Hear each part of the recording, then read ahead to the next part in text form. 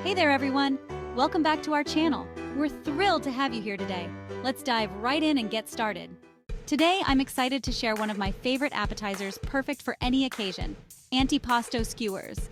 A delightful twist on the classic antipasto platter, combining the best flavors into bite-sized portions. Whether you're hosting a dinner party, planning a picnic, or need a quick snack, these Antipasto Skewers will impress your guests. They're colorful, flavorful, and simple to make. Juicy cherry tomatoes, creamy mozzarella balls, savory salami, briny olives, and fresh basil create a delicious harmony of tastes.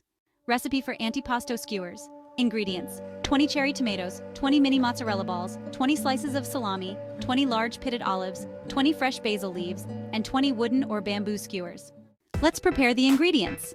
Rinse and dry the cherry tomatoes and basil leaves. Drain and pat dry the mini mozzarella balls. Remove pits from the olives. Fold salami slices into quarters for the skewer. Let's assemble the skewers. Start with a cherry tomato, then a mozzarella ball, a slice of salami, an olive, and a basil leaf. Repeat until all ingredients are used. Each skewer should have a balanced mix. Now let's season and serve. Arrange the skewers on a serving platter. Drizzle with extra virgin olive oil and a touch of balsamic glaze for sweetness. Finish with freshly cracked black pepper. Serve immediately or refrigerate until ready to serve. These antipasto skewers are versatile and delicious. Swap ingredients based on taste or what you have. Try marinated artichoke hearts, roasted red peppers, or cheeses like provolone or asiago. Endless possibilities.